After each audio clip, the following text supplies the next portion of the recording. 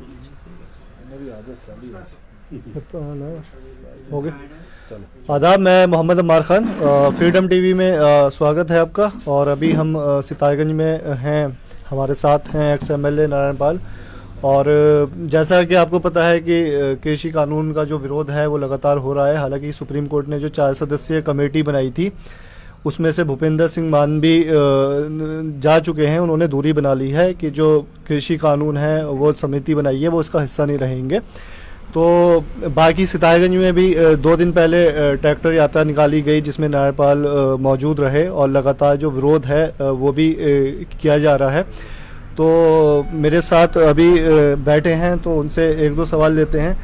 Sir, सबसे पहले मैं जानना चाहूँगा कि जो लगातार यहाँ क्षेत्रीय आप दिल्ली भी गए और जो सितारगंज में भी आपकी एक कंस्टिट्यूएंसी रही है, विरोध हो रहा है, तो कितनी हद तक आपको सफलता मिल रही है इसमें? मैं ऐसा सोचता हूँ कि ये जो किसानों का आंदोलन है ये पूरे देश का आंदोलन बन गया है। और इसके अलावा आपने देखा होगा कि विदेशों में भी जो भारतीय मूल के लोग हैं भारतीय किसान की परेशानी को देखकर उन्होंने वहाँ भी प्रोटेस्ट किए हैं जी। तो ये मेरे ख्याल से बहुत बड़ा आंदोलन है। ऐसा आंदोलन शायद हमने देखा नहीं है। और क्योंकि मांगे बिल्कुल जायज़ हैं और ये जो तीनों कानून हैं ये हटने चाहिए। इसमें सरकार ये कह रही है कि हम उसमें थोड़ा फेरबदल कर सकते हैं, लेकिन जो एक रद्द करने वाला मामला है उस पर मतलब वो इतनी जल्दी विचार नहीं करेंगे। तो आपको मतलब क्या लगता है कि अभी जो आगे जो सरकार फैसला करेगी 2-3 महीने ये आंदोलन खींचेगा, जबकि किसानों का कहना है कि अगर 5 साल भी ये आंदोलन चलता है तो वो 5 साल तक वहाँ बैठे रहेंगे? देखो, जब सुप्रीम कोर्ट में उसने दखल दिया तो आंशिक रूप से मुझे भी ऐसा लगा कि सुप्रीम कोर्ट ने जो दखल दिया है उसके बाद जो गंभीरता है मामले की वो भारत सरकार समझेगी कि सुप्रीम कोर्ट कोई छोटे मोटे मामलों में तो दखल देता नहीं है। लेकिन जिस तरीके से 4 सदस्यीय कमेटी बनाई गई और भूपेंद्र सिंह मान भी उसके मेंबर थे, उन्होंने रिजाइन दे दिया। उन्होंने कहा भाई मैं अपनी आत्मा के खिलाफ और किसान की आत्मा के खिलाफ तो कोई भी फैसले में शामिल नहीं हो सकता।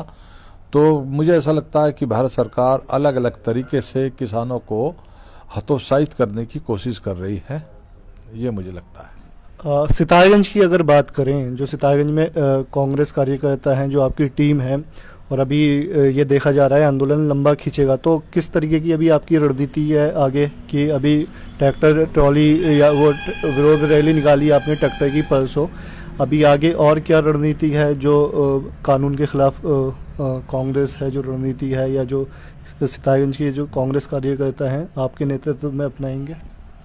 देखो, अभी मैं यहाँ बैठा हूँ तो बहुत से युवा किसान यहाँ मेरे साथ ही बैठे हैं। तो उत्तराखंड किसान मोर्चे के जो अध्यक्ष हैं रछपाल सिंह विर्क, वो भी यहाँ बैठे हैं। आप देखो, कैमरे में दिखाया जा सकता है। और इसके अलावा जो जिलाध्यक्ष उत्तराखंड किसान मोर्चे के जिलाध्यक्ष हैं आसू खान, ये लोग भी बैठे थे। ये नौजवान इतना ज़्यादा निराशा की स्थिति में आ गए हैं कि कई बार तो उन्होंने रैली निकाल दी, वो ज्ञापन दे दिया, वो सब कुछ कर दिया और दिल्ली भी प्रोटेस्ट में शामिल हो गए। ये अभी सब ये बात कर रहे थे कि अगर यही रहा तो हम ट्रेनें तक रोक देंगे। तो मैंने कहा कि देखो, ये जो आंदोलन है किसी पार्टी का तो है नहीं। भारतीय किसान जो हैं, जो अलग अलग किसान भी बोल रहे हैं ये जन आंदोलन हो चुका है। हाँ, अलग अलग जो ऑर्गेनाइजेशन है तो वो सब लोग इसमें लगे हैं। तो ट्रेनें, इन्होंने कहा है कि ट्रेनें रोक देंगे हम। तो एक निराशा वाली बात तो है। निराशा में ही नौजवान गलत फैसले कर बैठता है और किसान भी निराशा में कोई ऐसा फैसला नहीं कर ले। लेकिन यह है, किसान बहुत व्यथित है, परेशान है। किसानों की जो किसानों को प्रोत्साहन देना चाहिए, जो वादा करके ये नरेंद्र मोदी जी भारत में आए थे, सरकार प्रधानमंत्री बने थे, तो उसके बाद इन्होंने जितने फैसले किए, किसानों के खिलाफ फैसले किए, बेरोजगारों के खिलाफ फैसले किए, व्यापारियों के खिलाफ फैसले किए, इन्होंने हर वर्ग के खिलाफ फैसले किए। सिर्फ अपने चहेते 2-3 अडानी, अंबानी और 2-3 लोगों के लिए, और कुछ लोग जो भाग गए हैं उनके सब हितों में फैसला किया है ये किसान सम्मान जो प्रोत्साहन वाली एक निधि की बात करते हैं, मैं सितारगंज में बैठा हूँ, शक्ति 12 पूरे विधानसभा क्षेत्र का हिस्सा है। अगर ये 300 आदमी भी निकाल के दिखा दें कि उन्हें सम्मान मिला हो, 6,000 रुपये देने का इन्होंने वादा किया था और सम्मान की बात करते हैं, ये तो बहुत बड़ा अपमान है और निरंतर मोदी सरकार किसानों का अपमान कर रही है। मैं अभी ये नौजवानों को, रछपाल विर्क को और आसू खान को ये समझा रहा था कि देखो जो किसान ऑर्गेनाइजेशन है, या यूथ कांग्रेस के अध्यक्ष ये इश्तियाक अंसारी बैठे हैं, ताबिर भी बैठे हैं और यहाँ ये हरिंदर सिंह प्रधान भी हैं यहाँ, तो ये सब लोग बैठे हैं और सब लोग यही उसमें थे कि भाई क्या करा जाए। भाई सरकारों को बहुत ज़्यादा, अगर सरकार बहुत ज़्यादा किसानों का दमन करेगी और उसे बिल्कुल करीब 70 लोग शहीद हो चुके हैं। ये नरेंद्र मोदी जो भारत सरकार के प्रधानमंत्री ने शर्म नहीं आती है कि मन की बात करते हैं, एक बार भी किसानों के लिए कोई शब्द इन्होंने बोला? अगर ये नौजवान अगर ये निराशा में है और ये कुछ भी कर गुजरने की अगर बात करते हैं तो बहुत दिन तक रोका नहीं जा सकता। ये बात मैं स्पष्ट कहना चाहता हूँ। आखिरी सवाल मेरा, कल प्रदेश प्रभारी कांग्रेस के देवेंद्र यादव आ रहे हैं सितारगंज, तो कोई खास किसानों को लेकर कार्यक्रम है या कोई एक निजी व्यक्तिगत दौरा है? नहीं, उनका आज तो उनकी गिरफ्तारी हो गई वहाँ। आज मेरी तबीयत खराब थी, मैं तो जा नहीं पाया। गिरफ्तारी किस मामले में? भाई किसान जो मामला चल रहा है, किसानों का मामला चल रहा है, इसमें गिरफ्तार कर लिया, कई बार गिरफ्तार कर चुके हैं।